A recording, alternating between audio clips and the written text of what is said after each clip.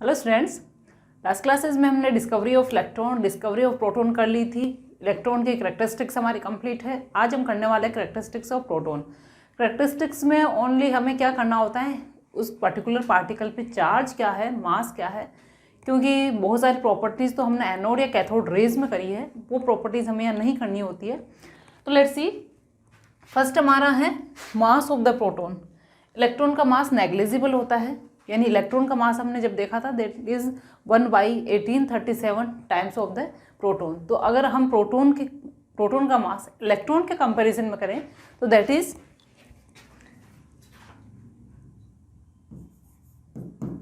It's mass is 1837 times than mass of electron,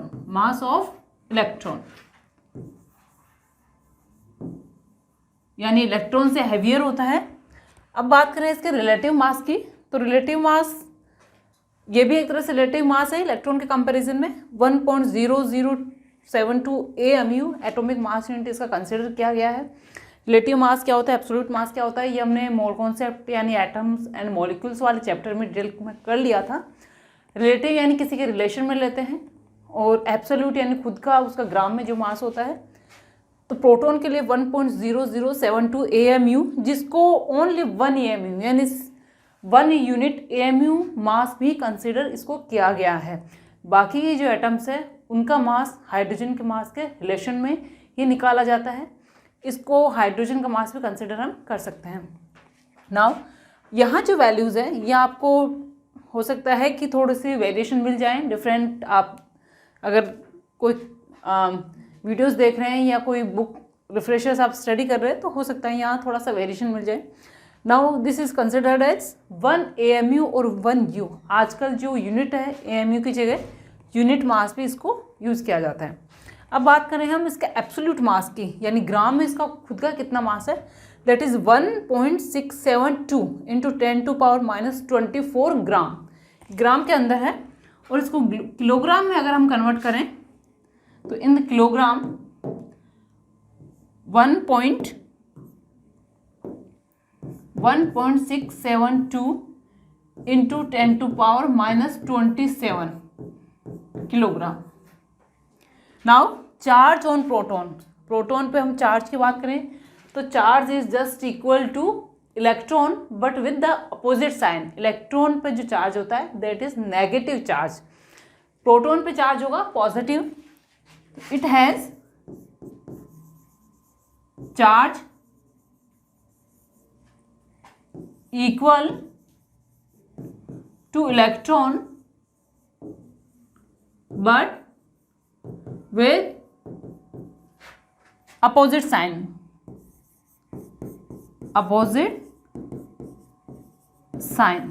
तो charge की हम बात करें तो यहाँ होगा प्लस। अब प्लस लिखना नेसेसरी नहीं है बट एक बार इंडिकेट कर देते हैं। 1.6 इंटू 10⁻, या हम कंप्लीट पूरा लिखें जो हमने इलेक्ट्रॉन में लिखा था 1.6 लिखेंगे तो भी चल जाएगा। 1.602 इंटू 10⁻⁻19 कूलॉम, या फिर हमने इलेक्ट्रोस्टैटिक यूनिट यूज़ करी थी। और 4.8 यहाँ भी आप पॉजिटिव लगाएंगे into 10⁻⁻10 ESU electrostatic unit. Clear? तो ये हो गया प्रोटॉन का जो चार्ज है इलेक्ट्रॉन की इक्वल ही होगा। Now symbol of proton. अब प्रोटॉन का सिंबल किस तरह से हम रिप्रेजेंट करें, तो यहाँ पर P, नीचे 1 और ऊपर भी 1। नीचे आप पॉजिटिव 1 कर सकते हैं, पॉजिटिव चार्ज है।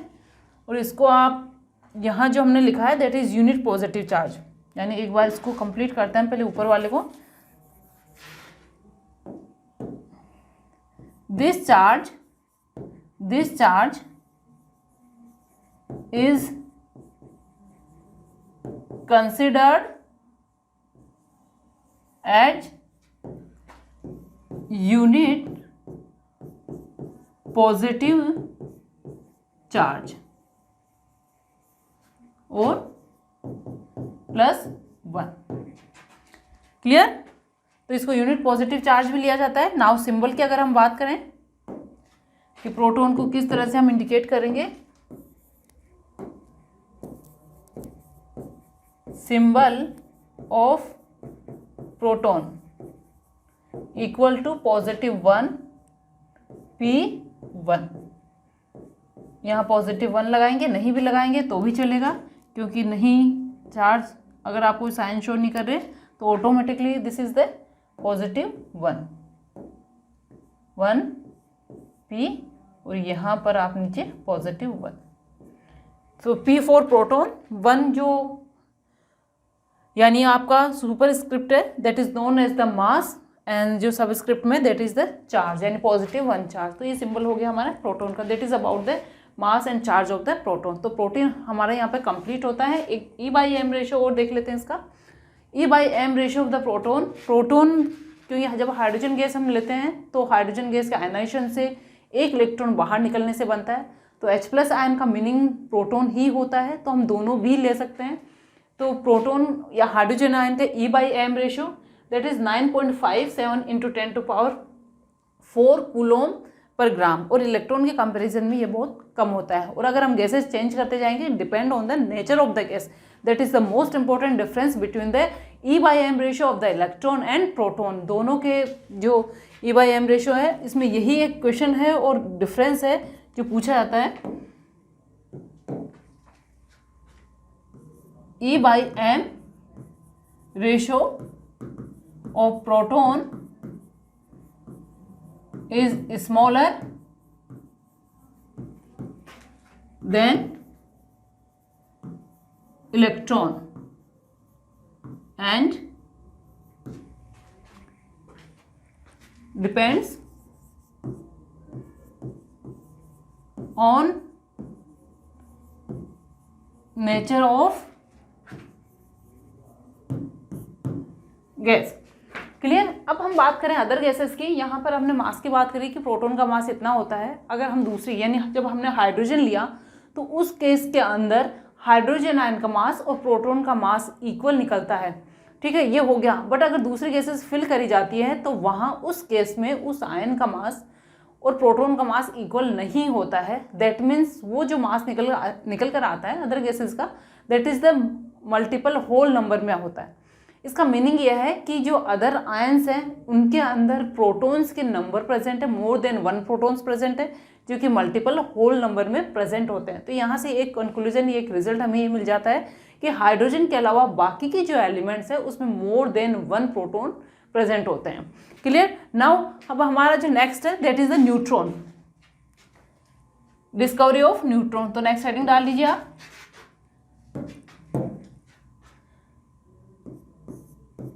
या फिर यहाँ हमने जो बोला उसको एक बार कंक्लूजन के फॉर्म में इसको नोट कर ही लेना चाहिए।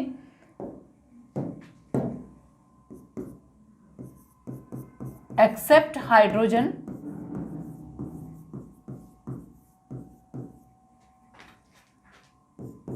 The mass of positive ion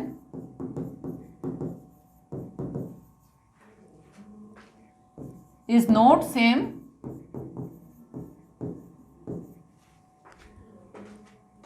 as proton, but it is found as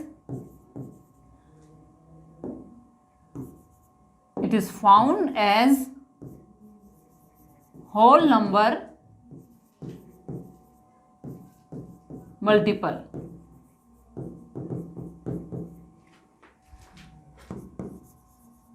That means other atoms contain proton in whole multiple number, whole multiple number, whole multiple number। Clear? Now next is the discovery of neutron।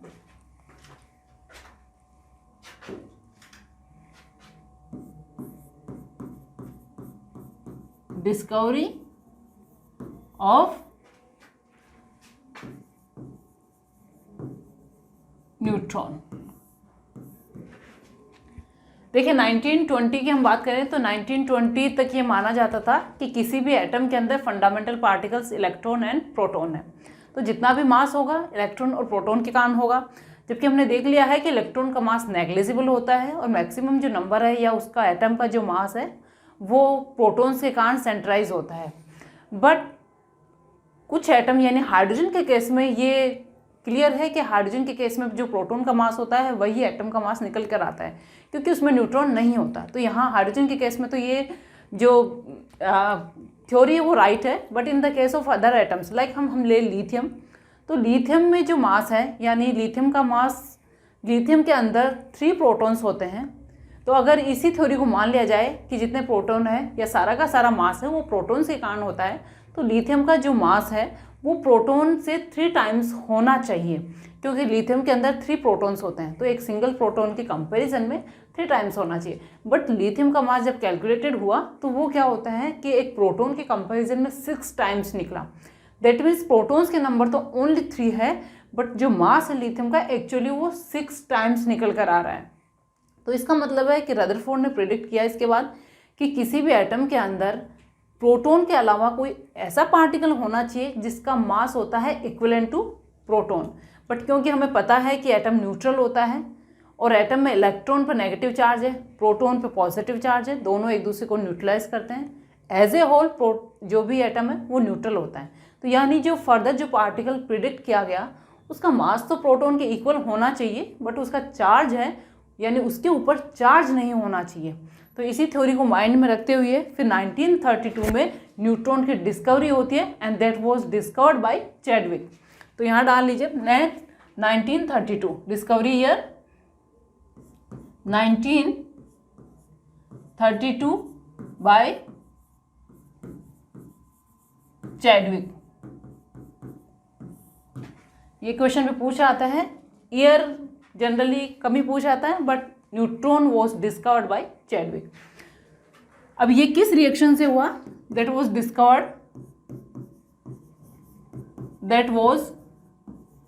Discovered by the bombardment of alpha particles on beryllium. सबसे पहले बात करें हम alpha particle क्या होते हैं, that is very important note. What is alpha particle? Again Rutherford में फिर से हम स्टडी करेंगे कि ये बनता कैसे है। अभी हम अल्फा पार्टिकल का साइन देखेंगे। It is positive two charged, it is positive to charged helium atom। Helium हमें पता है He2 इसका एटॉमिक नंबर होता है, that means proton, and 4 is the mass number. Mass का मीनिंग अगर हम देखें तो मास होता है प्रोटॉन एंड न्यूट्रॉन का एडिशन, जो कि स्टार्टिंग में हमने एटम्स एंड मॉलिक्यूल में देख लिया है कि किसी भी एटम का मास उसके प्रोटॉन एंड न्यूट्रॉन के कारण होता है। तो that is the proton, number of proton, that is mass number, proton plus neutron. अब इस सिंबल के अंदर कहीं भी इलेक्ट्रॉन नहीं आता है, electrons are present in the shells. अब इस हीलियम एटम से अगर हम इलेक्ट्रॉन्स रिमूव कर दें, दैट मीन्स पॉजिटिव 2 चार्ज, और हीलियम के अंदर 2 प्रोटॉन्स है तो 2 ही इलेक्ट्रॉन्स होते हैं, और इसके दोनों इलेक्ट्रॉन निकाल दिए जाएं तो that means helium positive 2 charge plus 2 electron. तो हीलियम का पॉजिटिव 2 चार्ज एक तरह से आयन बन गया है। इसका एटॉमिक नंबर अभी भी 2 है और मास नंबर अभी भी 4 है। ठीक है, तो मास नंबर और एटॉमिक नंबर में कोई डिफरेंस नहीं आता है। तो जब इसका रिप्रेजेंटेशन होता है अल्फा पार्टिकल का, that will be represented by this symbol only He with the mass number 4 and atomic number 2। तो अल्फा पार्टिकल का सिंबल यही होता है। तो it is the positive 2 charge helium atom और symbol is alpha और 2He4, alpha से represent करते हैं,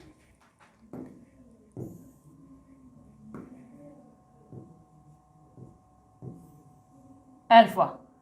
तो इस तरह का अगर सिंबल मिलता है और जब हम कोई रिएक्शन करते हैं with alpha particles, nuclear reactions, तो इससे हमारा काम नहीं चलता है, फिर हमें ये सिंबल रिप्रेजेंट करना पड़ता है। तो यहाँ पे ओ डाल के ये वाला सिंबल भी आपको ध्यान रखना है। तो that is doubly charge helium atom, positive 2 charge. आपको पूछ लिया जाए कि अल्फा पार्टिकल क्या है, तो पॉजिटिव 2 चार्ज हीलियम एटम। या अल्फा पार्टिकल का मास क्या होता है, एटॉमिक नंबर क्या होता है, तो अल्फा पार्टिकल के अंदर 2 प्रोटॉन्स होते हैं, 4 इसका मास नंबर होता है। तो we also can write that in alpha particle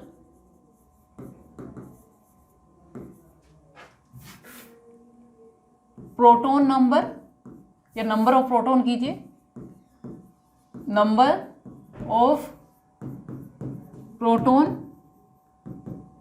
to mass number 4 और 2 प्रोटॉन प्लस 2 न्यूट्रॉन। क्लियर? तो ये हो गया हमारा अल्फा पार्टिकल। अब चलिए बैक चलते हैं, क्या चल रही थी हमारी रिएक्शन।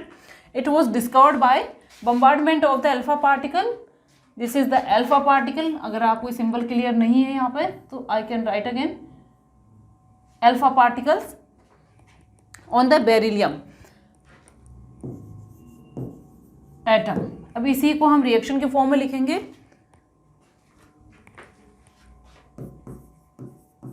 और ये न्यूक्लियर रिएक्शन होती है क्योंकि यहाँ सारी रिएक्शन न्यूक्लियस पे चलती है। बेरिलियम, ये हो गया हमारा बेरिलियम। बेरिलियम का एटॉमिक नंबर होता है 4 एंड इसका मास नंबर होता है 9। तो सबसे पहले सिंबल के साथ साथ एटॉमिक नंबर और मास नंबर आपको करेक्टली पता होने चाहिए। Now alpha particle, alpha particle आप लिखेंगे तो न्यूक्लियर रिएक्शन कंप्लीट नहीं होगी। तो यहाँ पर मैं लिखती हूँ 2He। देखो यहाँ पर मैंने सिंबल के साथ मास नंबर, एटॉमिक नंबर लिखा हुआ है, तो ऐसे ही आपको इसमें लिखना है 2He एंड ये 4 and that you can write in the bracket alpha particle, alpha particle. ये कंप्लीट हो गया। नाउ अ प्रोडक्ट की रिएक्शन बन रही है। अब अभी आपने first chapter, second chapter, third chapter जो भी रिएक्शंस के डिफरेंट टाइप के केमिकल इक्वेशन, रिएक्शन एंटीसी का वो स्टूडेंट इसको देख रहा है, तो 10th क्लास के जो चैप्टर्स है उसमें केमिकल इक्वेशंस हमने पढ़ी है। वहाँ पर रिएक्टेंट साइड में सिमिलर यही, यानी जो रिएक्टेंट के सिंबल हैं वही सिंबल्स प्रोडक्ट साइड में भी होते हैं, बट यहाँ पर ऐसा नहीं होता है। प्रोडक्ट साइड में यहाँ पर क्या होता है, सिंबल्स चेंज हो जाते हैं। तो यहाँ क्या बनता है, एक पार्टिकल तो हमारा बनता है न्यूट्रॉन, 0n1। ठीक है। अब यहाँ देखिए, ये जो बेरिलियम है इसका एटॉमिक नंबर 4 है और हीलियम का एटॉमिक नंबर 2 है। हम इस रिएक्शन को बैलेंस करनी होती है, यानी जो सब स्क्रिप्ट है वो ऐड करने होते हैं और सुपर स्क्रिप्ट ऐड करने होते हैं। सब स्क्रिप्ट को हम ऐड करें तो 4 and 2 6। तो यहाँ प्रोडक्ट टाइम, जो प्रोडक्ट साइड है उसमें सब स्क्रिप्ट 6 आना चाहिए। अब यहाँ अभी सब स्क्रिप्ट मेरा क्या है, 0 है, 6 बना नहीं है। तो मुझे क्या करना है, यहाँ पर ऐसा आइटम लेना है, या लेना क्या है, रिएक्शन तो बन चुकी है तो वो जो है वो मैं बता देती हूँ 6। क्लियर? तो यहाँ पर 6 + 0 आप ऐड करेंगे तो 6 इसका जो सब स्क्रिप्ट है इसका आंसर हो गया। नाउ ऊपर देखिए 9 and 4 हो गया 13। ठीक है, 13 में से एक लेस कर दीजिए क्योंकि यहाँ पर न्यूट्रॉन को चला गया है। न्यूट्रॉन का मास 1 होता है, जैसे प्रोटॉन का मास है 1, और ये बचता है हमारा 12। तो ये हो गया हमारा न्यूट्रॉन। यहाँ से ये जो रेडिएशंस निकल रही है, क्योंकि रिएक्शन एक एटम पर तो नहीं होती, रिएक्शंस बहुत सारे एटम्स के ऊपर होती है, हर एटम से एक न्यूट्रॉन निकलता है। तो न्यूट्रॉन के निकलने का इन जो पार्टिकल्स हैं इनकी एक स्ट्रीम बन जाती है, जिस न्यूट्रॉन की स्ट्रीम्स होती है, और उनको हम रेडिएशंस भी कह सकते हैं। वो रेडिएशंस होती है न्यूट्रॉन की रेडिएशंस। तो दैट इज़ द न्यूट्रॉन। अब यहाँ पर आपको समझ में आ रहा होगा, नीचे का जो सिंबल होता है वो चार्ज को शो करता है एक तरह से, n 0 and 1, that is neutron. And these are the nuclear reactions, और इसमें न्यूक्लियस ही पार्टिसिपेट करता है, आउटर शेल इलेक्ट्रॉन पार्टिसिपेट नहीं करते। Now properties of these radiation. properties of these radiations, यानी चैडविक ने इनकी क्या प्रॉपर्टीज ऑब्जर्व की वो हमें यहां लिखनी है। These are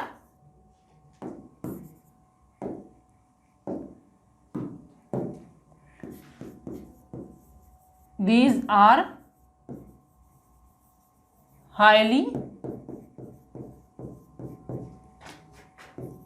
penetrating radiations.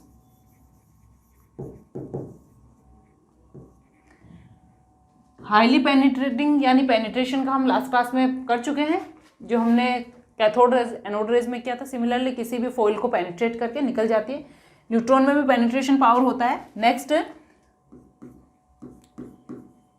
these radiations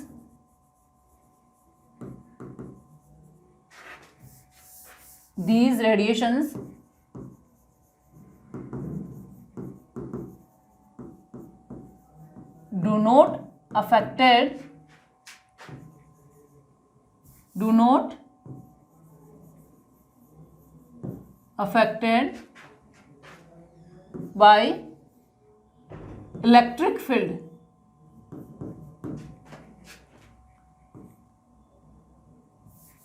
Electric field and magnetic field.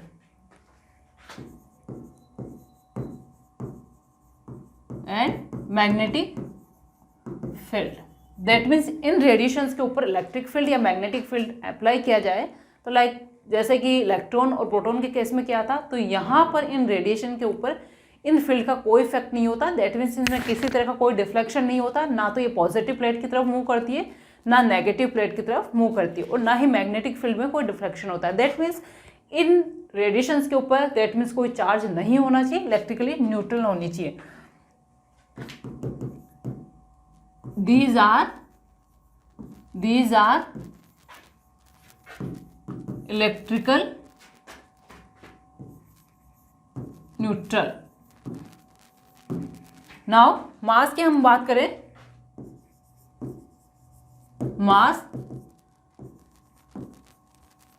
mass was found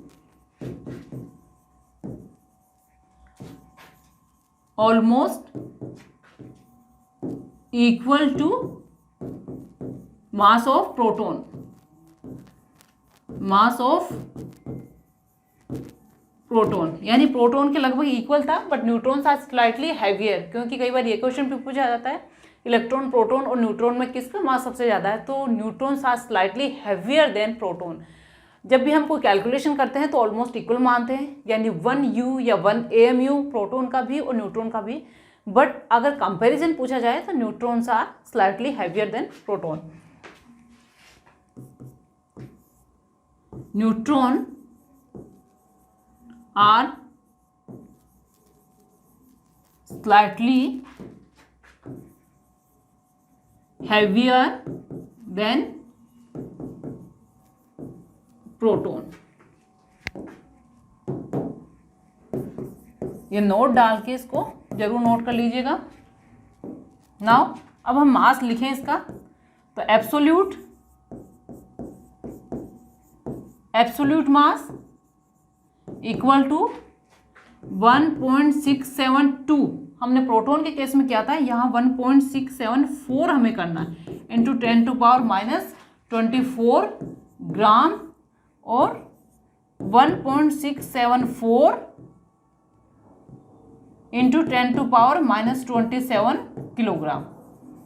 ये इसका एब्सोल्यूट मास है। रिलेटिव मास की बात करें हम, रिलेटिव मास तो वो आपको 1U ही करना है। 1U 1 AMU लिखिए पहले, तो 1 AMU और 1U, इसमें चेंज नहीं करने आपको, यहाँ पर 1U या 1 AMU से काम चलाना है।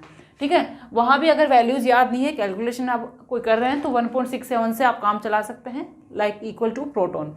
बट यहाँ पर थोड़ा सा जो स्लाइट डिफरेंस है वो आपको पता होना चाहिए, that is slightly heavier than proton. तो ये हमारा इसका मास हो गया। नेक्स्ट चार्ज की हम बात करें, charge on neutron.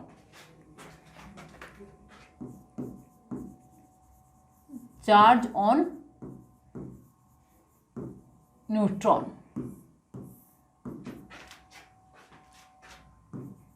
No charge और electrically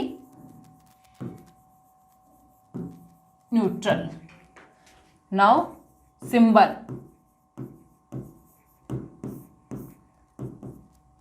0 and electrically neutral, that's why called. यहां पे एक लाइन नोट कर लीजिए, दैट्स वाई कोल्ड न्यूट्रॉन, इसीलिए इसका नेम है न्यूट्रॉन पड़ा है। नाउ अब हम बात करें सिंबल की, थोड़ा सा इसको नीचे कर लेते हैं।